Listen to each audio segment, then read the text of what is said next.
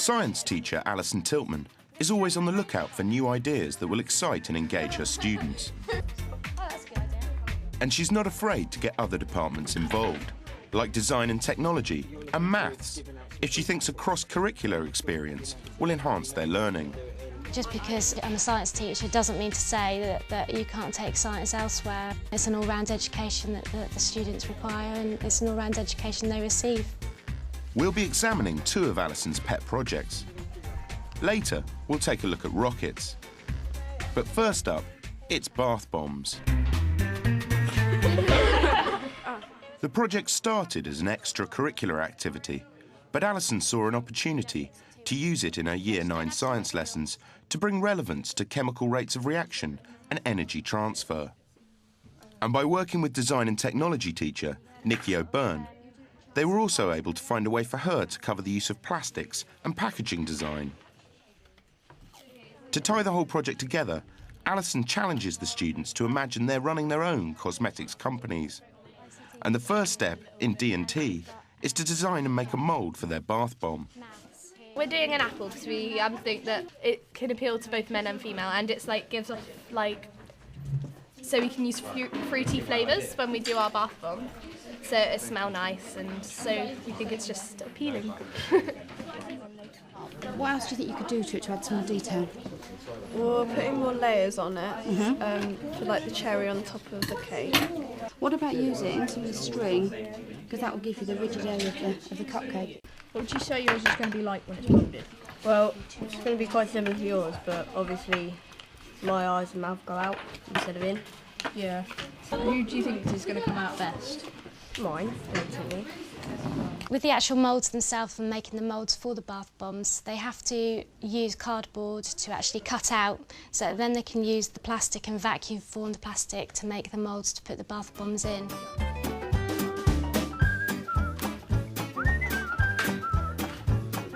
Okay, bring down the frame, top frame.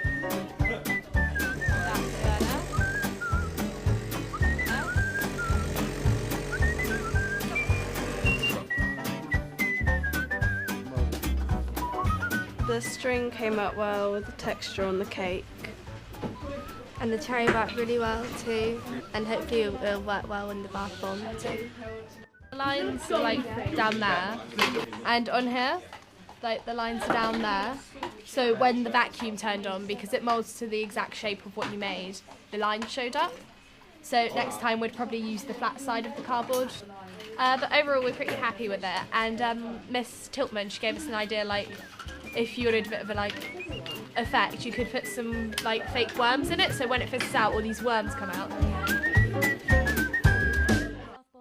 With the moulds ready to go, it's time to move to the science lab to start making the bath bombs. And Alison begins with a quick demonstration of one product found in the shops. So what we're going to look at today is what we can see happening, the speed at which the reaction takes place, okay? How possibly you'd make yours react a little bit quicker. Okay, it's a little bit boring there. What you'd want in your bath bomb, and what target audience you'd like your bath bomb to be for. Up on the board, just over here, you can see we've got a list of ingredients. What's bicarbonate of soda do in water and in vinegar, guys, when we're doing rockets? It fizzes. So is that the reactive ingredient or not? Yes, so you can actually add a little bit more to speed up the reaction, or a little bit less if you want a nice slow reaction.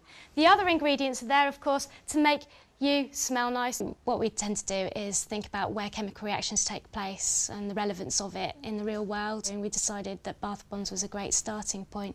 So how we can make bath bombs fizz more quickly, react more quickly, how we can make them react more slowly. First up, the students weigh out the reactive ingredients. What's that, cornflour? Yeah. Yes. Then do you want to do 30 of the other two?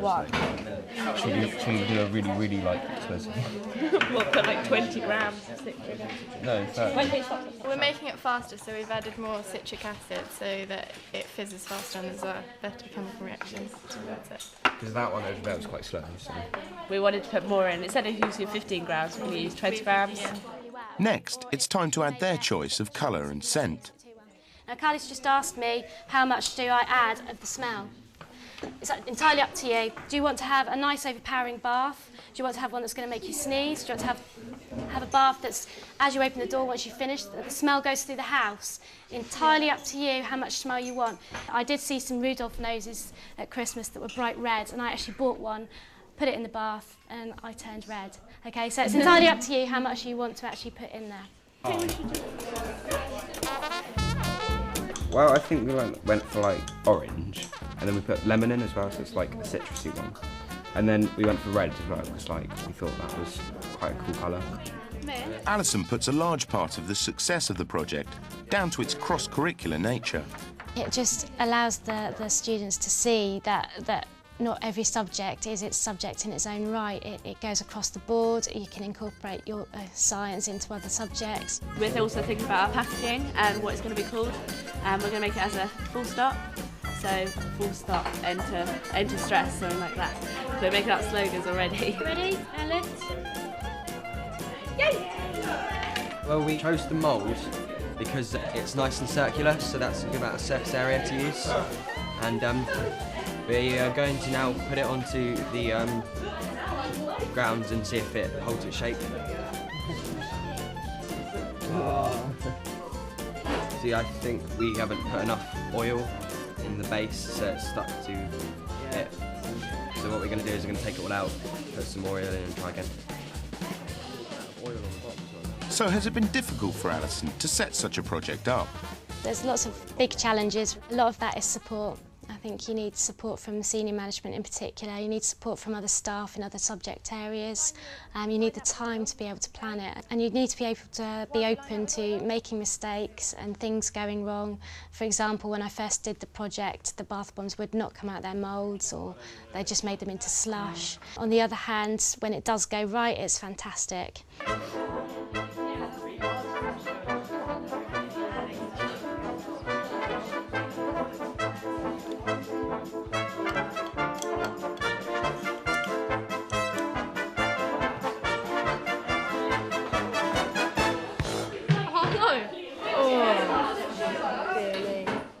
We'll come back later to see the final results. But first, Alison has kick-started another project at Crofton, and it's potentially even more explosive than the bath bombs.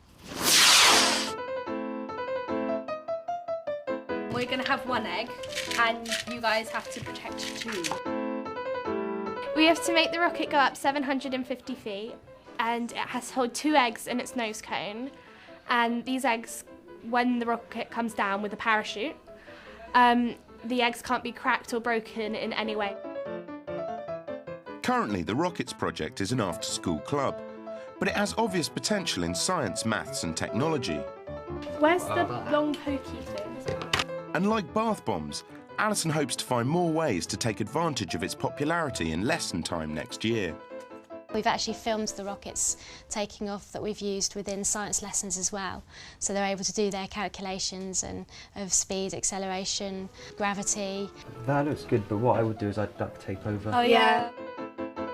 We design it on SpaceCAD. It's a computer program which allows us to put the rocket together, and then it will give us a predicted height and time so we can make adjustments. We got in the technical stuff, which was in fact the rocket motors and the altimeter. We also had to get fuses and quick match, which is gunpowder, so the rocket goes off. So are we ready to launch, guys? Yep.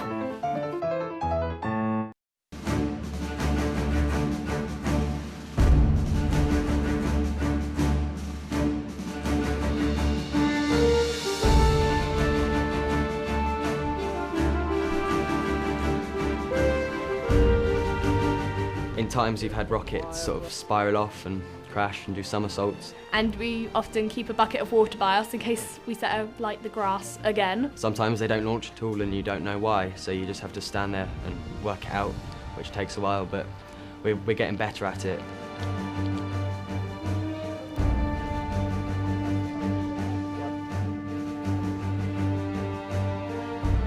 Five, 4, 3, 2, 1.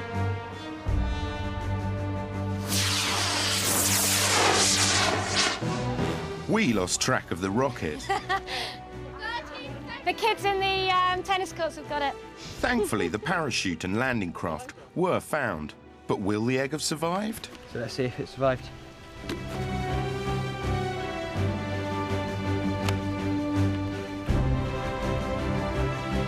Yes! I've learnt a lot from the rocket project. The science behind it as well is just really interesting, like the weight and how you have to balance everything out, otherwise your rocket would do flips in the air. It's just really interesting and I love it and I can't wait to do it again. I've also learnt how rockets are designed and what it takes to fire a rocket, because rocket science is easier than it looks.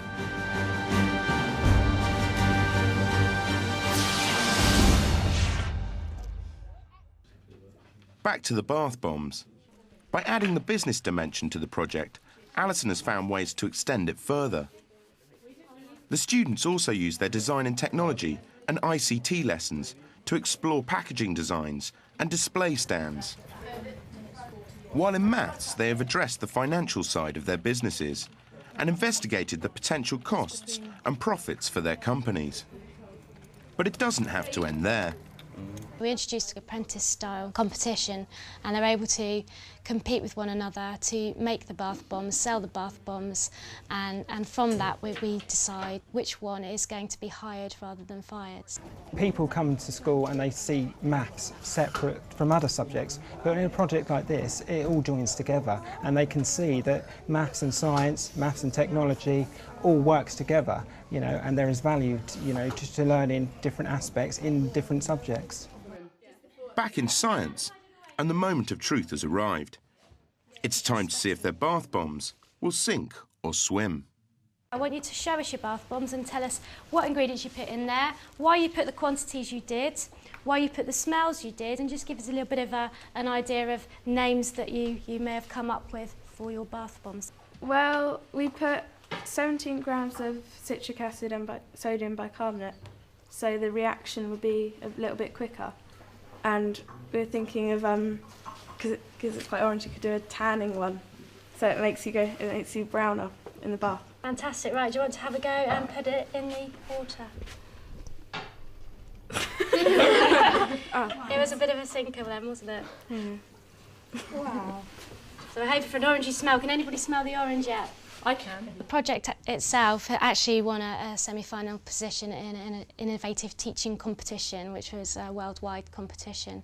So the evidence is there that it does actually go places and have some sort of relevance across the board. We're trying to go for quite a high rate of reaction, so we've done 25 of both reactants, the citric acid and the sodium. Okay. We're calling it Cube Dude. Like that one. Fantastic. Right, we're going to try reacting it and wiping the smile off his face. Go for it. See you later, Cube. That is a very quick reaction. It's definitely worth all the hard work. The kids get so much from it. I, as a teacher, have gained so much from it with seeing the students take this and take it on board and doing what they do and enjoying their education. If you want to take those with you, you're more than welcome to, and have a bath with them. Don't come running to me if you turn orange tomorrow.